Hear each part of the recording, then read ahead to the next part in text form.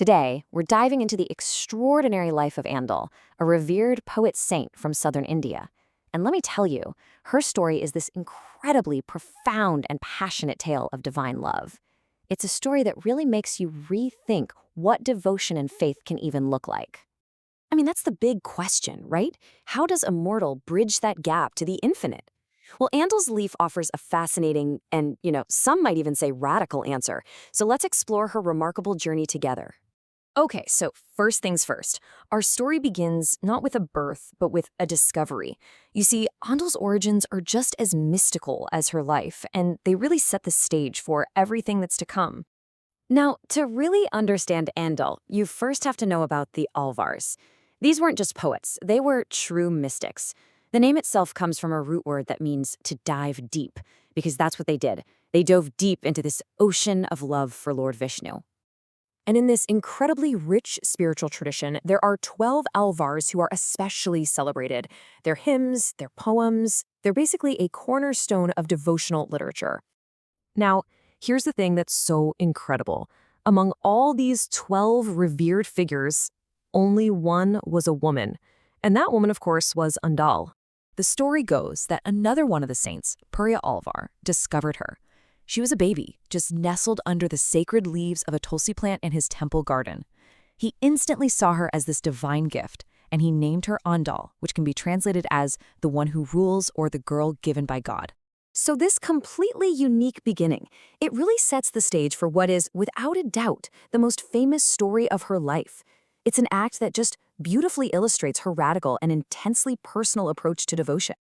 Okay, so picture this. Every single day, her father would meticulously craft these beautiful flower garlands for the idol of Lord Vishnu at the temple.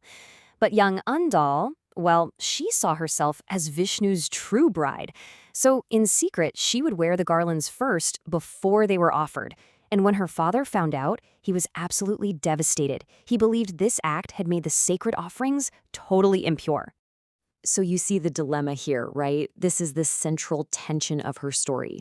Where do you draw the line between personal, intimate love and formal, reverent worship? Was this a terrible act of disrespect, or was it the purest form of love imaginable?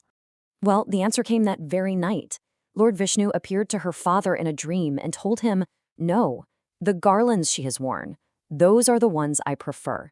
I cherish them even more." Her intimate offering of love was exactly what he wanted.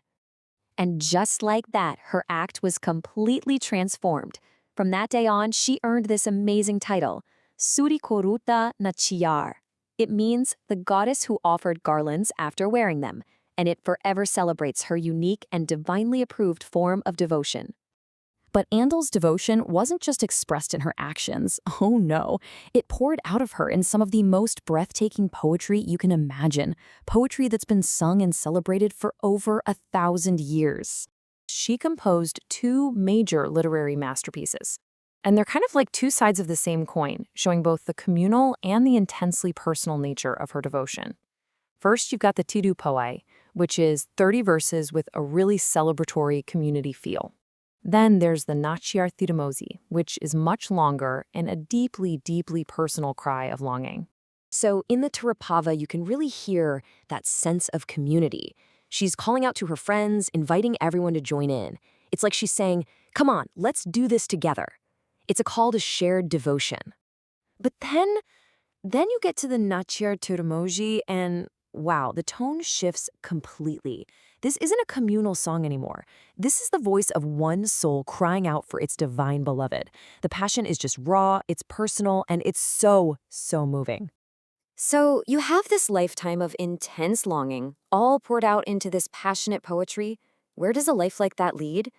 Well, it was always destined for a truly mystical ending. Following a divine vision, her father led her in a huge procession to the great temple of Srirangam. She was dressed as a bride, on her way to finally meet her divine husband, Lord Ranganatha, who is a form of Vishnu. And what happened next is just incredible. The story says she simply walked into the most sacred part of the temple, the inner sanctum, and merged with the idol of the Lord. She didn't die, not in the way we think of it. She achieved her life's ultimate goal, an eternal physical union with God. So, 1,000 years have passed, but Andal's impact is as powerful as ever.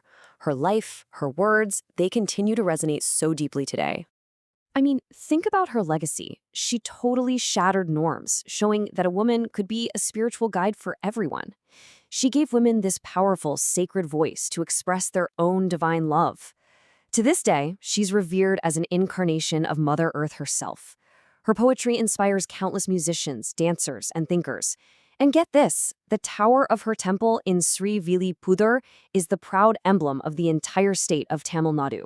Which really leaves us with this final thought. In a world that often demands we all fit in, Andal's story is this powerful reminder.